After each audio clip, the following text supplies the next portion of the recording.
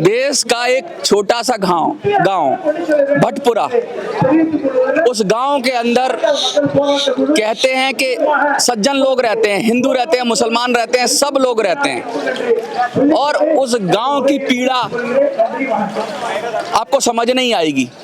कहते हैं कि आवारा पशुओं ने लोगों को परेशान कर रखा है, लेकिन इस गांव को तो आवारा मुर्गियों ने परेशान कर रखा है। आवारा मुर्गी इसलिए कह रहा हूं कि मुर्गियां आवारा नहीं होती, उनको पालने वाले आवारा हो जाते हैं। और जो पालने वाले जब आवारा हो जाते हैं तो मनमाने तरीके से कानून को ताक पर रखकर लोगों की जिंदगी, स्वास्थ्य और जीवन से खिलवाड़ करते हैं। हमारे साथ गांव भटपुरा से कुलदीप यादव जी हैं, हमारे साथ हमारे भाई हैं, बहुत फेमस है सोशल मीडिया पर। तो हिंदू भी हैं, मुसलमान भी हैं, और सब परेशान हैं मुर्गियों से। और आखिर ये मुर्गी है कि मानती ही नहीं।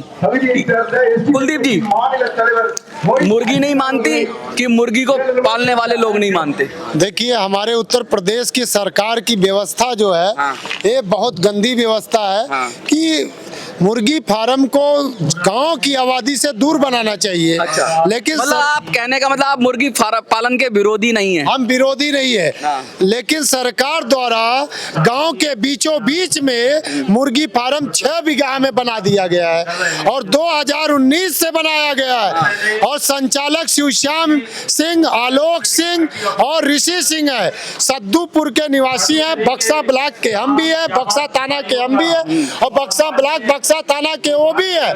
लेकिन हमारे गांव भटपुरवा में 6 बीघा जमीन लेकर 2019 में मुर्गी फार्म वो संचालन कर रहे हैं। और गांव के लोगों द्वारा जिला मजिस्ट्रेट और आला अधिकारियों को ज्ञापन दिया गया 2019 से निरंतर, लेकिन ये सरकार सो रही है और हमारे गांव में लोग मर रहे हैं। बढ़ती बीमारियां, टीबी, मिर्गी, बुखार, खांसी, और गांव में मक्खियां तक हो रही है मुर्गी फार्म के प्रदूषण से।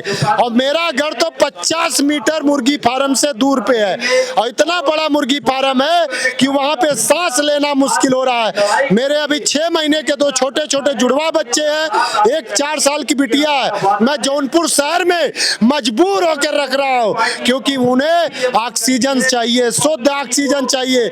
और मुख्यमंत्री योगी आदित्यनाथ उत्तर प्रदेश से जन सुनवाई पोर्टल ऐप पे भी हमने जानकारी दिया, लेकिन आज आप देख लीजिए 27 जून हो गया, अभी तक कोई कार्रवाई नहीं हुआ। और मजबूर होकर हम जंतर मंतर की धरती पे आकर आज प्रोटेस्ट कर रहे हैं। महामहिम राष्ट्रपति जी को ज्ञापन देंगे भारत को, और प्रधानमंत्री मोदी जी को ज्ञापन देंगे, नेता प्रतिपक्ष श्री राहुल गांधी जी को ज्ञापन देंगे कि हमारे गांव के लोगों को बचाए, लाखों लोगों के जीवन को बचाने का काम सरकार करे। ये सरकार इसी प्रकार अगर सोती रहेगी, सरकार हो गई है, इसी प्रकार अगर सोती रहेगी, आने वाले समय में जिस प्रकार हम कोरोना जैसे महामारी में ऑक्सीजन का बाटला ढूंढ रहे थे, आज उसी ऑक्सीजन को ये सरकार गंदी करने का काम कर रही है। मेरा सरकार से मांग है कि हमारे गांव के बीचों बीच आबादी में बना मुर्गी फार्म को हमारे गांव से बाहर करे। और एक चीज आपके चैनल के माध्यम से कह देना चाहते हैं, हम किसान के बेटे हैं, जब बॉर्डर की बात आती है हम अपने बेटों को, अपने भाइयों को भेजते हैं। आज हमारे गांव की बात आई है, और अगर इस सरकार नहीं सुनेगी तो राष्ट्रपति का आवास घेराव करेंगे, प्रधानमंत्री का आवास घेराव करेंगे, और नेता प्रतिपक्ष का आवास घेराव करके हम अपना विरोध दर्ज करवाएंगे। और यही सरकार से हम बार बार निवेदन कर रहे हैं कि हमारे गांव से मुर्गी फार्म को निष्कासित करें। हिंदू, मुस्लिम, सिख, ईसाई आपस में है भाई भाई। आप एक मुस्लिम हैं, और अक्सर ये हो जाता है कि कोई भाई मुसलमान ही मुर्गी पालन करता होगा, या मुसलमानों की वजह से मुर्गियां पाली जाती हैं, वो लोग ज़्यादा उसका मुर्गियों को मतलब जो भोजन में इस्तेमाल करते हैं। यहाँ तो आप भी आ गए इस धरने में, भाई ऐसा क्या हो गया कि हिंदू मुसलमान साथ खड़े हुए हैं और सरकार कुछ नहीं कर रही? देखिए, जैसा कि अभी आपने कहा कि हिंदू मुस्लिम सिख ईसाई सब हैं मिलके भाई भाई, इसमें कोई दो राय नहीं है, इसमें कोई शक भी नहीं है। अच्छा। हिंदू मुस्लिम हम नाम है। हाँ। और जैसे हम वतन हम नाम है। हम वतन हम नाम, और जैसे कहते हैं ना कि दो जिस्म एक जान, बिल्कुल वही हिसाब है। ये जो मसला है ये जौनपुर जिला है, ये साफ सफाई का मसला है। भटपुरा गांव जो है, जो कुलदीप भाई, मैं इनके गांव के पास में ही रहता हूँ। वहाँ भी फर्क आ रहा है उसका। सुनिए, एक तरफ हमारे देश की जो सरकार है वो स्वच्छ अभियान चला रही है, स्वच्छता अभियान जी। हमारी दुश्मनी वहाँ के मुर्गी फार्म वाले से या किसी से नहीं है, सिर्फ हम ये चाहते हैं कि मुर्गी फार्म जो गांव से हटकर दूर हो जाए, दूर चला जाए। जो वहाँ की हवा है वो प्रदूषित हो रही है, बच्चों में बीमारियां हो रही हैं, वहाँ के गांव वालों में बीमारी। ये हमारी लड़ाई नहीं है, हमारी निजी लड़ाई नहीं है, ये पूरे जिले की, पूरे गाँव की लड़ाई है। पूरे जिले की, पूरे गांव की। कुलदीप भाई, पूरी दुनिया की लड़ाई लड़ते मैंने आपको देखा है, समाज की लड़ाई लड़ते हुए, देश में बड़े बड़े मुद्दों पर आप बहस करते हैं, बात करते हैं। एक छोटे सी मुर्गी ने परेशान कर दिया आपको। ये क्या लगता है कि जब अपने परिवार पर बात आई तो ज्यादा मुश्किल हो गया?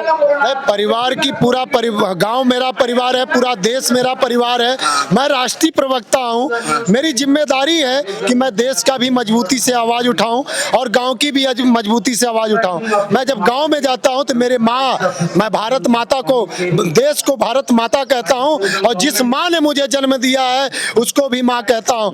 और जब हम वहाँ पे सुबह 2 नेवाला उठाते हैं मुंह में डालने के लिए, पता लगता है कि 20 मक्खियां, 2 मक्खियां खाने में गिरी है। तो वो दर्द जो है मेरे गांव के मूल निवासियों से पूछिए, वो महसूस हम कर सकते हैं। एसी में बैठे आला अधिकारी नहीं कर सकते हैं। अधिकारी कहाँ है, अमला कहाँ है? कोई नियम, कोई कानून होता होगा कि भाई गांव के अंदर मत बनाओ, या इतना बड़ा एरिया है तो उसके लिए कुछ हो। जैसे शहरों में होता है कि भाई ये औद्योगिक क्षेत्र है, ये रेजिडेंशियल क्षेत्र है, तो गांव में भी तो होता है, तो बाहर कर लेते हैं।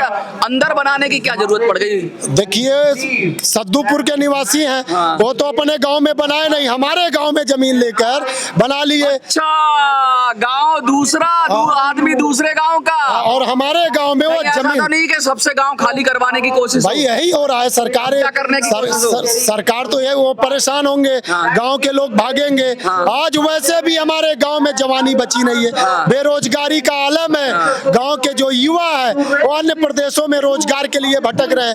कौन दाम पे जमीन खरीद ली जाएगी?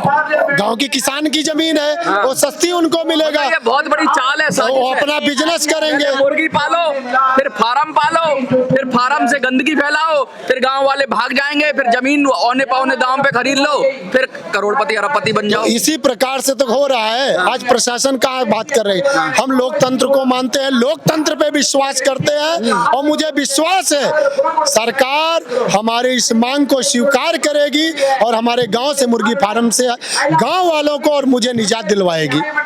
मैंने एक सुना था, अभी यूपी से ही खबर आई थी कि एक गांव में इतनी मक्खियां थी कि लोग रोटी खाने को परेशान हो गए थे, और उसके अंदर कहते हैं मच्छरदानी या मक्खीदानी जो होती है उसके अंदर बैठ बैठ के खाना खा रहे थे, और उस गांव से पलायन हो गया था।